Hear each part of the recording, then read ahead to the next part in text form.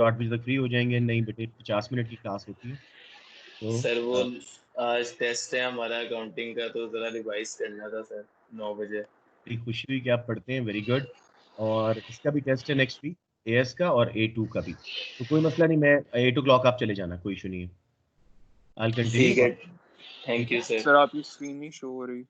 मेरी screen show नहीं हो रही, एक सेकंड जी, मैंने प्रेजेंट यस तो सर। की हुई थी, मैं खैर वो दूसरा वाला प्रेजेंट हो गया, मैं जल्दी से उस पर जाता हूँ। अब देखें, कैन यू सी इट जी now? Yes sir, yes sir. Conclusion, ठीक है जी। तो दिस इज आवर स्केच। अब जो एनालिसिस के मार्क्स थे, एनालिसिस वाले, हम इसको दो हिस्सों में डिवाइड करेंगे as we used to. Analysis up to 4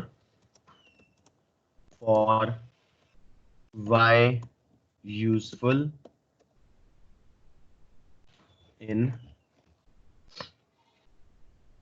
negative YID। ठीक है, नेगेटिव YID जब माइनस का साइन साथ होता है, यानी इंफीरियर गुड्स के लिए इनकम इलास्टिसिटी ऑफ डिमांड की नॉलेज क्यों यूजफुल होती है? अब्दुल बासित, ओके राइट जी। वाई नेगेटिव YID, एंड उसके बाद हम अप टू 4 करेंगे और why useful with positive YID up to 4, why useful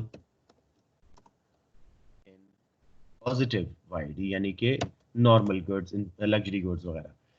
ठीक है जी, ये कॉन्सेप्ट लेके हम चलेंगे और बाद में इसको इवैल्यूएट करेंगे। ठीक है, तो पहले 4 मार्क्स जी, why useful in negative income elasticity of demand. मैं थोड़ी स्पेस क्रिएट कर दी अपने लिए यहाँ पे ताकि इसको हम डिस्कस कर सकें। Right, I would have loved to discuss with you guys first, लेकिन मैं चाह रहा हूँ कि जल्दी से कवर करें इसमें। तो हम करते हैं जी, goods, inferior goods have negative YID, यानी नेगेटिव रिलेशनशिप विद इनकम। ठीक है, एंड ड्यूरिंग बूम पीरियड्स, ठीक है, कर लेते हैं, during recession, somebody has joined us here, Danish Hussain. So during recession, demand for inferior goods such as public transport, government का use है ना, पब्लिक ट्रांसपोर्ट, गवर्नमेंट स्कूल्स जो होते हैं, पब्लिक स्कूल्स, ठीक है, एजुकेशन वगैरह, public schools etcetera would rise because इनका नेगेटिव रिलेशनशिप है इनकम के साथ। रिसेशन पीरियड था, लोग अनएम्प्लॉयड थे, इनकम्स कम थी, तो इनकी डिमांड बढ़ जाएगी। ठीक है, अब जो है गवर्नमेंट को वुड राइज और गवर्नमेंट को ये प्रोवाइड करनी पड़ेंगी। Government will need to increase provision of such goods. है तो ये सर्विसेज ही, लेकिन बिकॉज इकोनॉमिक्स इनको जरा वो मेरिट गुड्स वगैरह में लेके आती है, तो हम इसको इस तरह लिख सकते हैं, provision of public transport and schooling वगैरह। ठीक है, government may also increase taxes on inferior goods to raise tax revenue, क्योंकि इस वक्त इनकी डिमांड ज्यादा हो रही है, तो लोग ये ज्यादा खरीदेंगे, इनकी इनकम्स भी बढ़ेंगी, डायरेक्ट टैक्सेस का रेवेन्यू भी बढ़ेगा और इनडायरेक्ट टैक्सेस का रेवेन्यू भी बढ़ेगा। ये बात समझ आ रही है या किसी भी कंफ्यूजन है यहाँ पे?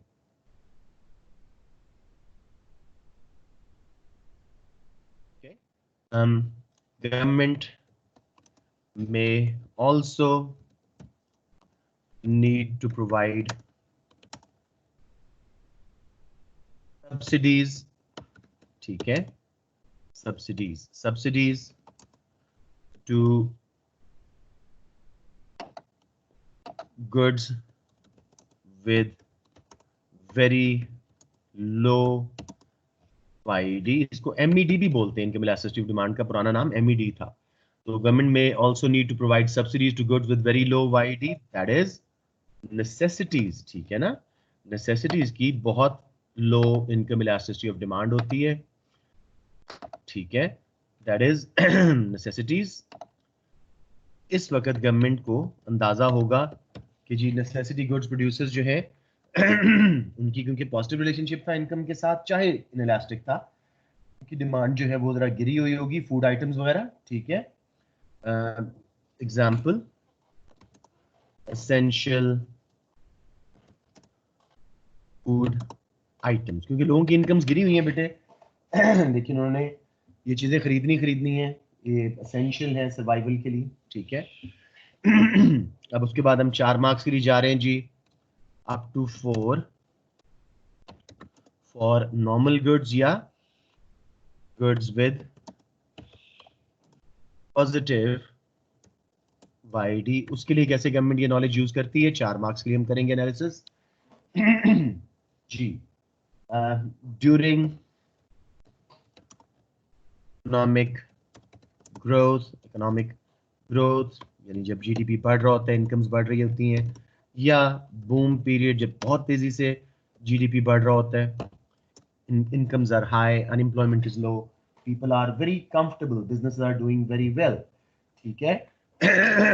इस वक्त गवर्नमेंट क्या कर सकती है, government can raise taxes on luxury goods because उनकी इनकम इलास्टिक डिमांड होती है। लग्जरी गुड्स की डिमांड इस वक्त बहुत बढ़ जाएगी बूम एंड ग्रोथ पीरियड्स में, तो गवर्नमेंट उनके ऊपर टैक्स लगाएगी to generate more tax revenue, ठीक है। They can also assess the impact of income change on regions that specialize on income sensitive goods। ये थोड़ा सा समझना पड़ेगा आपको कि इनकम सेंसिटिव गुड्स से यहाँ मेरी क्या मुराद है, नॉर्मल और इंफीरियर दोनों इसमें आ जाती है। इनकम सेंसिटिव गुड्स, इस पे हम 2 मिनट बात भी कर लेंगे और फिर इसको क्लियर कट करके आगे चलेंगे। Faizan has just joined us, right जी। we see if he has been able to join or has he gotten logged off. नहीं, is there, ठीक है। all right, so income sensitive goods, जैसे पाकिस्तान में सियालकोट का region specialize in income sensitive goods, पूरा region जो है वो स्पोर्ट्स गुड्स पे स्पेशलाइज कर रहा है मेनली, वो इनकम सेंसिटिव है, दे आर नॉर्मल गुड्स या कुछ हद तक लग्जरी उनको कहा जा सकता है। तो अगर वर्ल्ड में इनकम्स बढ़ी हैं तो इधर बड़ी अच्छा हो जाएगा, उनके ऊपर टैक्स लगा सकती है गवर्नमेंट। और अगर वर्ल्ड में इनकम्स गिरी हैं तो इधर हालात बहुत खराब हो जाएंगे, इनकी इनकम्स गिर जाएंगी, तो government can give them subsidies, you know, some kind of relief packages. तो जी एक ओवरऑल स्केच समझ आ रहा है या किसी को यहाँ प्रॉब्लम है? Before I give you recap on this, आप मुझे बताएं अगर कोई प्रॉब्लम है।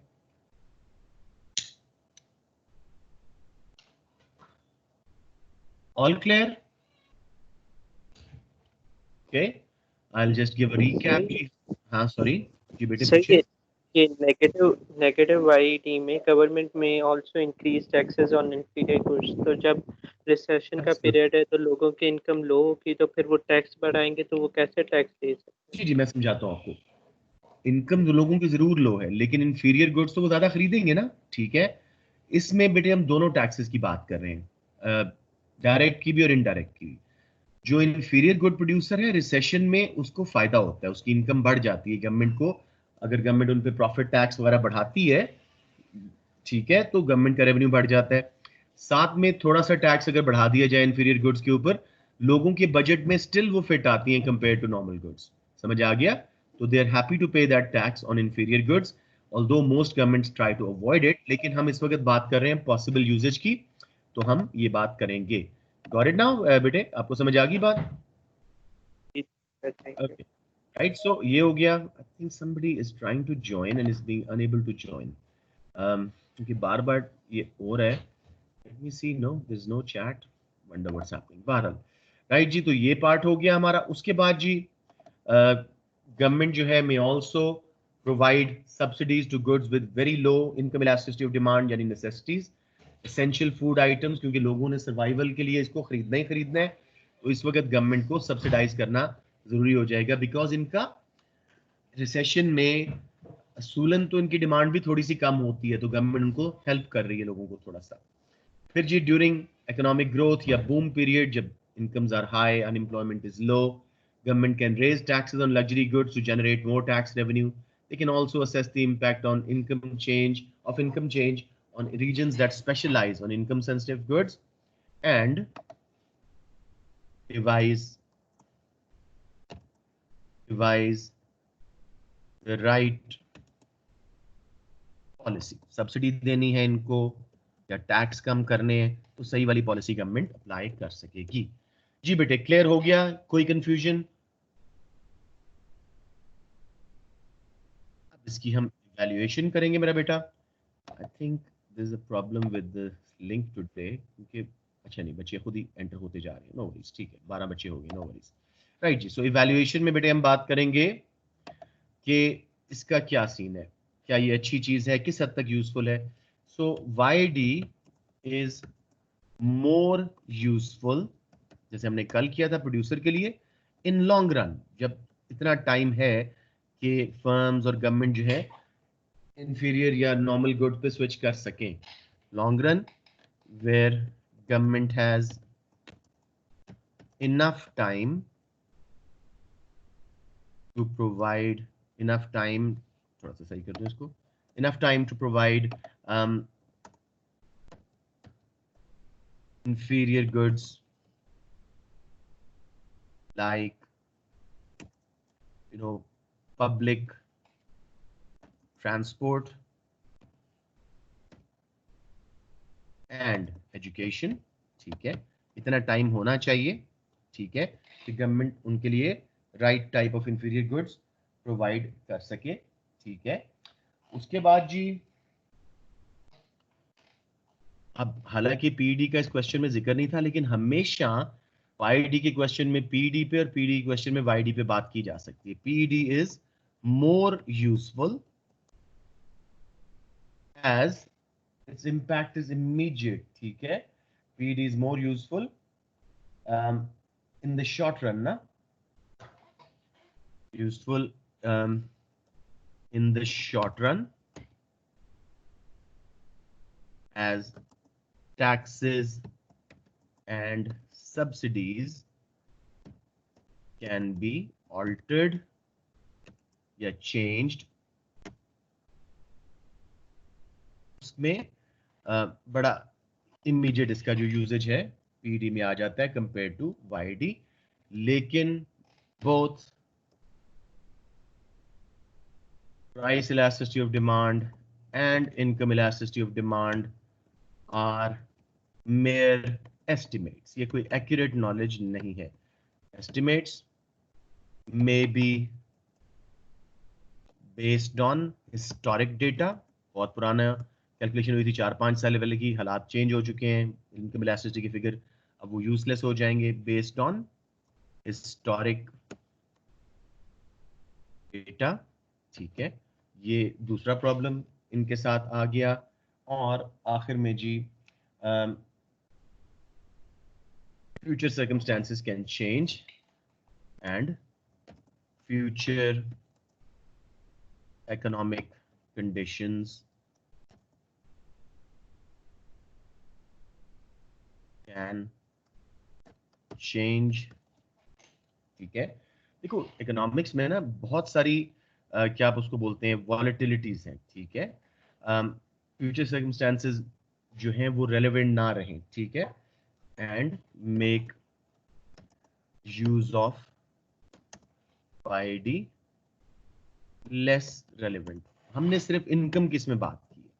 ठीक है, और भी तो कई फैक्टर्स है बेटे, फैशन, टेस्ट. कोई इंपोर्टेड गुड ने रिप्लेस कर दिया लोकल गुड को, उस केस में वाईडी की नॉलेज इतनी यूजफुल नहीं रहेगी. जी बेटे, किसी को इवैल्यूएशन में प्रॉब्लम, यहाँ पे थोड़ा बहुत कंफ्यूजन आ सकती है।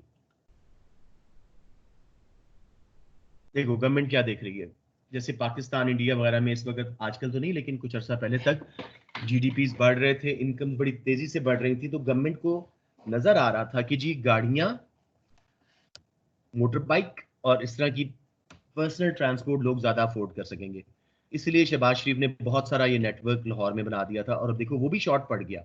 So government can forecast how much infrastructure to provide when incomes are rising, or government can forecast how much of public schooling and public transport to provide when incomes are falling, क्योंकि लोग अपनी transport से हटके उन पे switch करेंगे। तो ये तो उसका यूजफुलनेस है।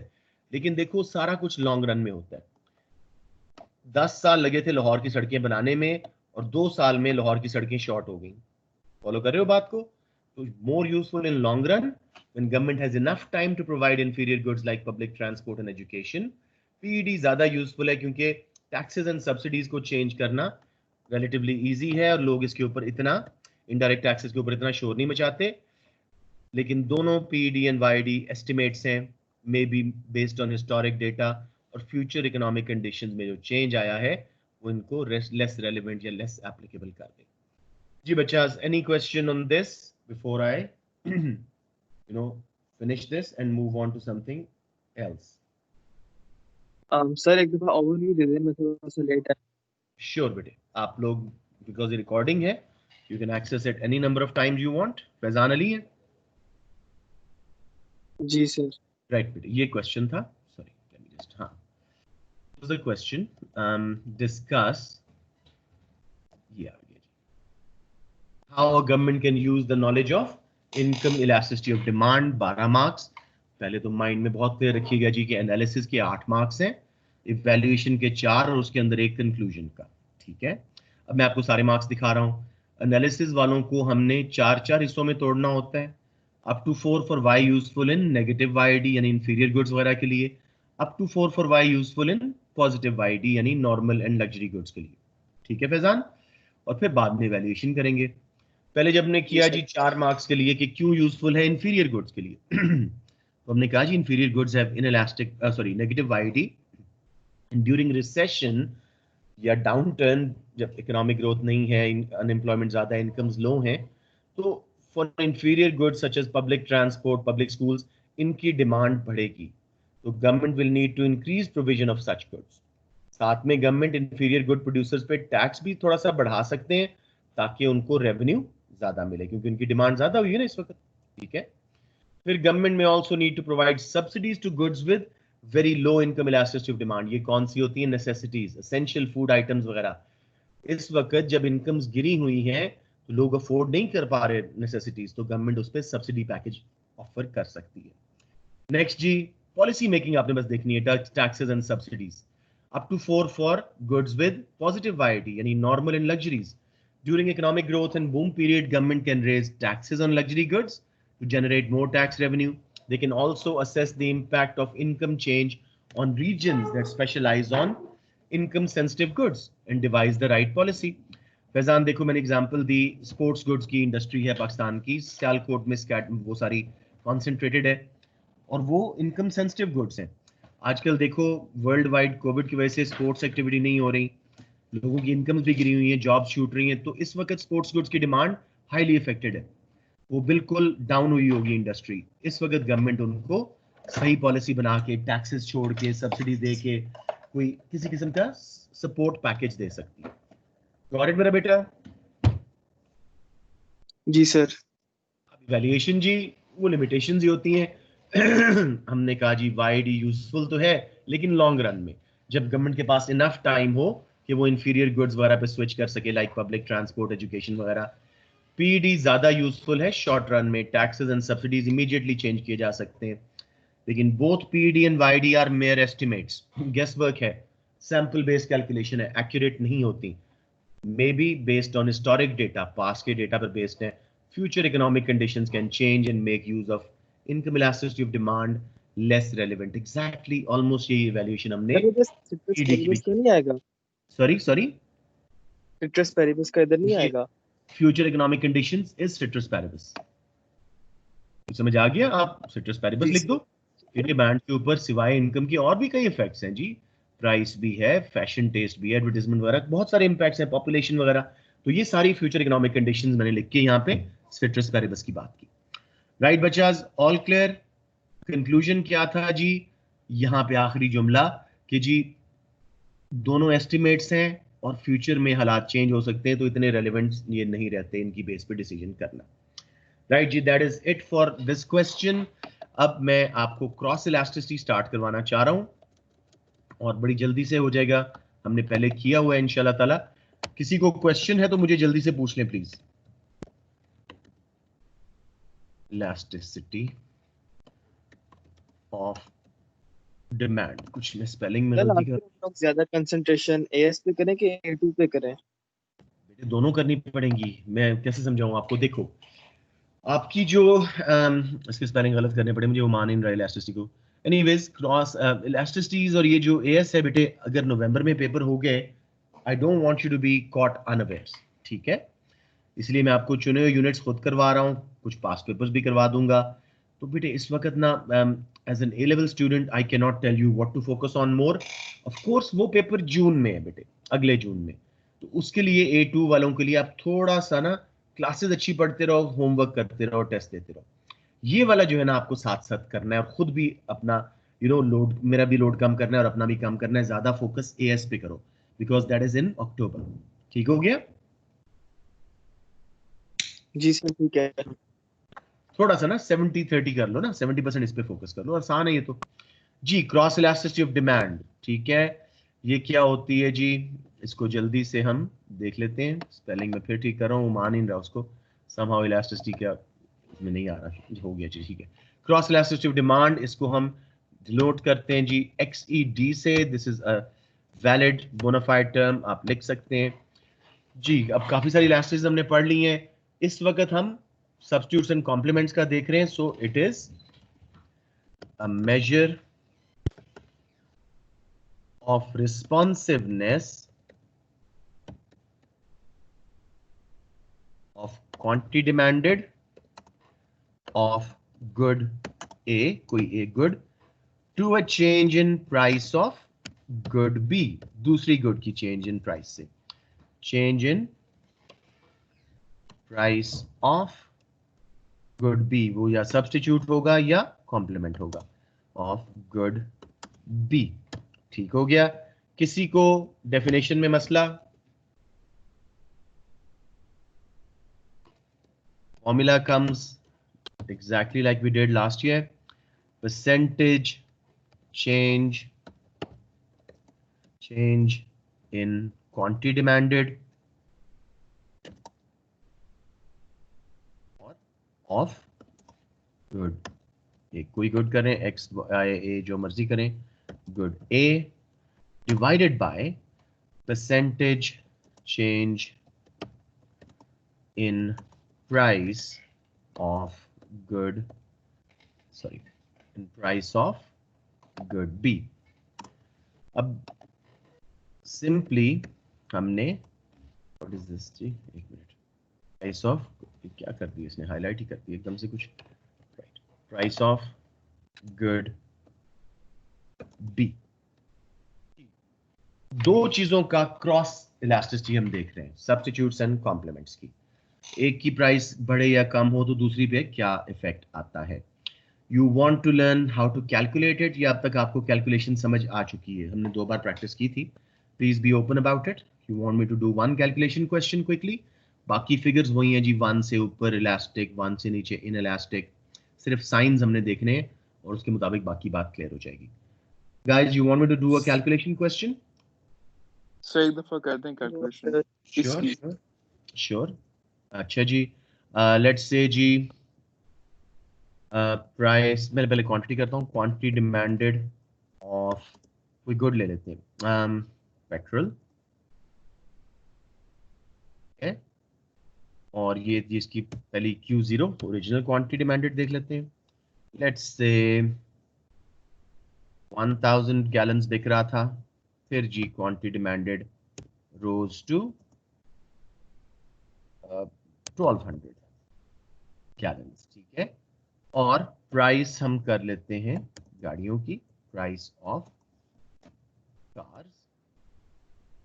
पहले प्राइस थी जी गाड़ियों की पीओ, लेट्स से गाड़ियों की खास एक प्राइस तो नहीं होती, लेकिन चले $10,000 थी गाड़ी की प्राइस, एक मॉडल की बात कर रहे हैं, और फिर बढ़ के वो चली गई बेटे 12,000 पे, ठीक है, 12,000 पे इसकी प्राइस चली गई। Right, now same old formula will continue. Percentage change in quantity demanded पहले हम कैलकुलेट करेंगे, तो इधर मैं पेन से आपको करवा देता हूँ। Quickly take pen and start doing it here. So write G percentage change in quantity demanded। बेटे कैसे कैलकुलेट करते थे फैजान, जरा बताओ क्या फॉर्मूला है? सर इसका percentage change in quantity demanded of good percentage A नहीं, ओवर चेंज नहीं, वो तो बेटे एक्सीडी का फॉर्मूला है ना, हमने उसका पहला ऊपर वाला हिस्सा कैलकुलेट करना है, उसका फॉर्मूला पूछ रहा हूं आपसे। तो change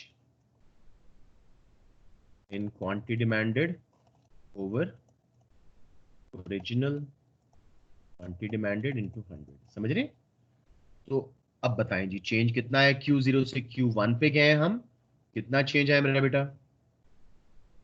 quantity demanded of petrol कितनी चेंज हुई है? 200।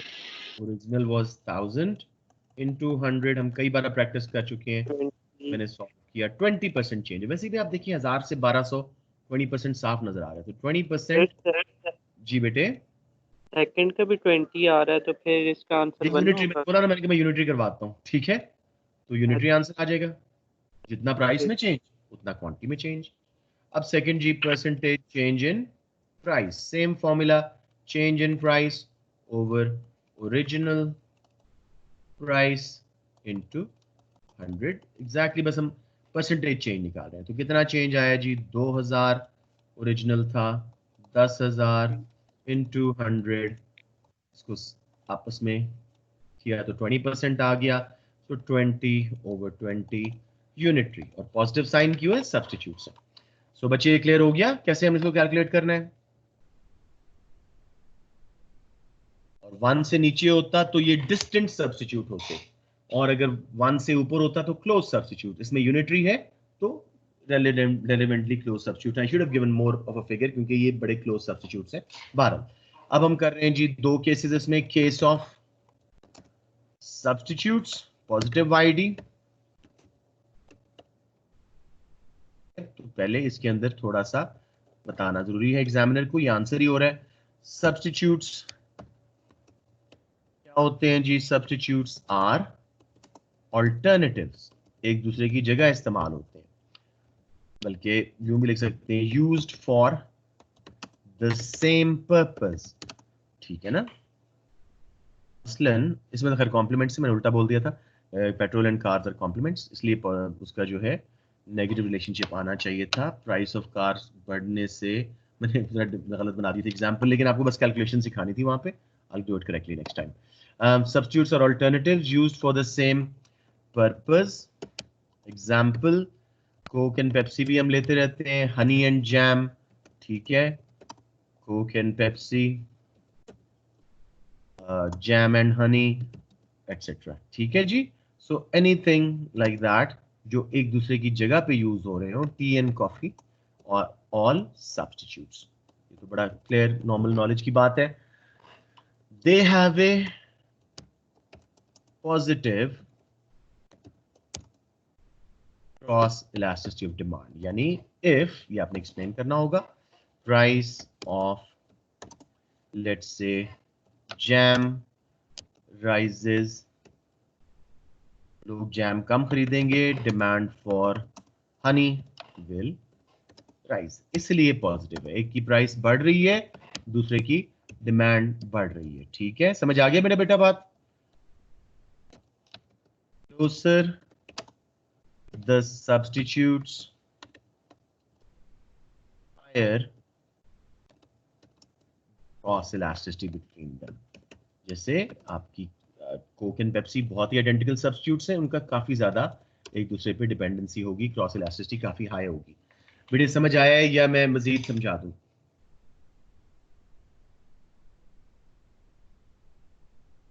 I'm waiting for you guys. I've asked a question. मुझे बताएं। सर हाँ। मजीद समझा दो थोड़ा सा। समझा दूं? ठीक है बेटे। सब्स्टिट्यूट्स क्या होते हैं बेटे? ऑल्टरनेटिव्स। या आप जी नाइकी का शू लेंगे या एडिडास का लेंगे या कोक पियेंगे या पेप्सी, एक ही पर्पस फुलफिल कर रहे होते हैं, जैम हनी वगैरह। इनका आपस में पॉजिटिव क्रॉस इलास्टिसिटी है। अगर जैम महंगा हुआ, जैम लोग कम खरीदेंगे, हनी की डिमांड बढ़ जाएगी। तो एक की प्राइस बढ़ी थी, दूसरी की डिमांड बढ़ गई, तो इसको बोलते हैं पॉजिटिव रिलेशनशिप। ठीक है ना, एक ही डायरेक्शन में जा रहा है प्राइस एंड डिमांड। जितने क्लोज सब्स्टिट्यूट्स होंगे उतनी इलास्टिसिटी ज्यादा होगी। Greater than 1 will mean close substitution. हमेशा पॉजिटिव रिलेशनशिप है तो आंसर के साथ कोई साइन लगा हुआ नहीं होगा, पॉजिटिव साइन होगा। फैजान बात समझ आ गई? जी सर समझ आ गया। ओके। अब इसके दो ग्राफ्स थे, मैं पहले आपको इकट्ठे वाला करवा रहा हूँ।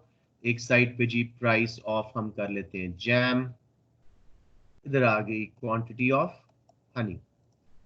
पॉजिटिव रिलेशनशिप है, इलास्टिक होगा, दोनों करीबी सब्स्टिट्यूट्स है तो यूं करके ऊपर जाएगा इसका डिमांड कर्व। समझ आ गया? जैम की प्राइस P0 थी और हनी की डिमांड Q0 थी। जैम महंगा हुआ, लोगों ने जैम कम खरीदा और क्वांटिटी ऑफ हनी बढ़ गई। ठीक है ना, ये है इनका आपस में रिलेशनशिप। क्लियर हो गया? अपवर्ड स्लोपिंग क्यों बना है? पॉजिटिव रिलेशनशिप है, price of jam and quantity of honey the substitute. Guys clear? Yes, sir. दूसरा तरीका ये था, जैम का इधर बनाएं, का नॉर्मल डिमांड कर्व लगाएं, प्राइस एंड डिमांड। ठीक है, जैम की हमने प्राइस बढ़ाई थी, इधर भी बढ़ाते हैं जी। P0 ये जैम की क्वांटिटी बिक रही थी, अब जैम महंगा हुआ, लोगों ने जैम को कम खरीदा, और हनी का पूरा डिमांड कर्व ही बाहर को शिफ्ट हो गया। उसकी प्राइस में तो कोई चेंज नहीं आया था ना। ओके, दो तरीकों से आप ये दिखा सकते हैं। बेहतर ये पहले वाला है जिसमें दोनों को इकट्ठे हम लेबल करते हैं। Clear on this, G? Anything else you want to know about substitutes? Okay, let's move on. Okay, case of complements. अब ये complements I वाला नहीं होता, complement LE वाला, jointly demanded. ठीक है, used together. Complements, sorry, complements. ठीक है, से यहाँ पे गड़बड़ हुई है जरा इसकी। Yes, they are jointly demanded goods and increase, क्योंकि अब A2 में आ चुके हो आप, ये यूटिलिटी वाला कॉन्सेप्ट समझ सकते हो। increase each other's utility। खाली चाय पीने का उतना मजा नहीं आता जितना साथ में पेप्सी, सॉरी, साथ में बिस्किट खाने का मजा आता है। each other's utility। ठीक है, मैंने इधर गया उसका जी, each other's utility। तो they increase the benefit from consumption when they used together। कुछ तो एक दूसरे के बगैर यूज ही नहीं हो सकती। एग्जाम्पल्स जी मैंने दिया था पेट्रोल एंड कार्स, आप लोग कोई और एग्जाम्पल दे सकते हो कार्स एंड पेट्रोल के अलावा? Petrol and tyre, oh car and tyre, sorry, cars and tyres. ठीक है, बिल्कुल सही है। Pen and ink. Petrol Pen तो and ink. Pen and ink, very good, etcetera. ठीक है, अब हम जल्दी से इसका ग्राफ बनाएंगे, लेकिन पहले देख लें कि they have a negative relationship, यानी कि एक की प्राइस बढ़ी, गाड़ियां महंगी हुई, गाड़ियों की डिमांड गिरी, तो पेट्रोल की डिमांड भी ऑटोमेटिकली गिरेगी। तो एक की प्राइस बढ़ी, दूसरे की डिमांड गिर गई। A negative relationship if price of pens rises, demand for ink falls। ठीक हो गया ना? तो इस तरह करके हम इसका नेगेटिव रिलेशनशिप बोलते हैं। वैसे इनका डिमांड का आपस में पॉजिटिव रिलेशनशिप होगा, लेकिन प्राइस एंड क्वांटिटी डिमांडेड आपस में इनका नेगेटिव रिलेशनशिप होगा। Negative relationship means normal downward sloping curve बनेगा। अगेन मैं पहले जॉइंट वाला डायग्राम बना रहा हूँ जी। इधर आ गई प्राइस ऑफ पेन्स, इधर आ गई क्वांटिटी ऑफ इंक, राइट। जब प्राइस ऑफ पेन्स ज्यादा थी P0 पे, उस वक्त क्वांटिटी ऑफ इंक कम बिक रही थी। पेन्स सस्ते हुए, लोगों ने इंक ज्यादा डाली क्योंकि पेन्स की डिमांड बढ़ी थी। क्लियर हो गया ना। और दूसरा आप यूं भी बना सकते हो, पेन्स इंक, पेन्स की प्राइस हम जैसे इधर की है कम करते हैं, पेन की प्राइस कम हुई, डिमांड ज्यादा हुई। ये ग्राफ बनाई तो प्लीज एक्सप्लेन जरूर कीजिएगा, बगैर एक्सप्लेनेशन के स्कोर नहीं आता। इंक की डिमांड D0 से D1 पे बाहर शिफ्ट होगी। All clear on both cases जी, सब्स्टिट्यूट्स एंड कॉम्प्लीमेंट्स? हाँ जी सर। ओ बस एक स्टेटमेंट आखिरी जी, क्लोजर। सर क्या सर आप जरा मीटिंग मैं लेफ्ट कर सकता हूँ, मैंने तैयारी करनी है टेस्ट की, हाँ जी, अकाउंटिंग के जिन्होंने टेस्ट। अकाउंट्स की तैयारी करनी चले जाएं, मैं सिर्फ एक क्वेश्चन ही करवाने लगा हूँ इसी की बेस पे, बस खत्म होने वाली है। ठीक है, thank you sir, thank you, compliments no problem, thank higher you. No problem बेटे, the cross elasticity. Thank you sir. जाएं जाएं बेटे। चलें जी, जो बैठे हैं एक क्वेश्चन सॉल्व कर लेते हैं, इसी के ऊपर मैं लिख देता हूँ। वो आपको कहता है, यहाँ पे मैं क्वेश्चन लिख रहा हूँ, explain how economists know some goods are substitutes and some complements। और वो कहता है जी 8 मार्क्स है इसके। सबसे पहले क्रॉस इलास्टिसिटी को डिफाइन करें, फिर उसका फॉर्मूला दें, कैलकुलेशन वाली कोई जरूरत नहीं है, बस ये आपके सीधे 2 मार्क्स आ गए नॉलेज के, राइट। और 6 मार्क्स एप्लीकेशन के लिए, ये जो हमने बात की, पहले सब्स्टिट्यूट्स की बात कीजिएगा, जैसे आप उसको डिफाइन करके बताएंगे, पॉजिटिव रिलेशनशिप है एग्जांपल दे देंगे, यहाँ पे आपके 2 मार्क्स आ गए। फिर कैसे होता है जी पॉजिटिव रिलेशनशिप, अगर जैम महंगा हुआ, लोगों ने जैम कम खरीदा, हनी की तरफ स्विच कर गए, जितना क्लोजर सब्स्टिट्यूट है उतनी डिमांड इलास्टिक है। ग्राफ बना दें, दी बेस्ट है, एक्सप्लेन भी करें उसको, नहीं बनाते तब भी आपके 3 मार्क्स इसके पूरे। फिर कॉम्प्लीमेंट्स के 3 marks, jointly demanded, increase each others utility 1 mark, example दूसरा मार्क, नेगेटिव रिलेशनशिप और उसकी एक्सप्लेनेशन तीसरा मार्क। समझ आ गया। ग्राफ बना दें, एक्सप्लेन कर दें तो और अच्छी क्वालिटी हो जाएगी, but it's not required unless he asks you to make diagrams. जी बच्चास, कोई कंफ्यूजन, कोई problem?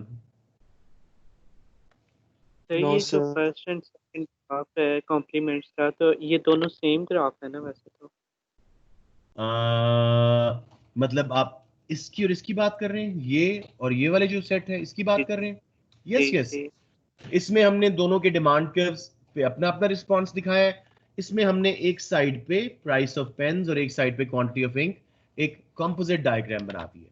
That is the only difference. ठीक है ना, बाकी बात वही है। सो जी all clear, shall I close the class today? I think we have covered cross elasticity. इसका 12 मार्क वाला क्वेश्चन हम नेक्स्ट फ्राइडे को करके और हम आखिरी पीईएस स्टार्ट कर देंगे और वो भी कंप्लीट हो जाएगी, तो सैटरडे को हम इसका छोटा सा एक टेस्ट कर लेंगे। How does it sound? Okay sir. Okay, जी that's sir. it. Have any questions, please? Yeah. No sir. उफ, 5 ही रह गए थे, सारे भाग गए थे। All right. Take चले good गया। care. अल्लाह हाफिज ठीक। बेटे, अल्लाह अल्लाह हाफिज। Yes.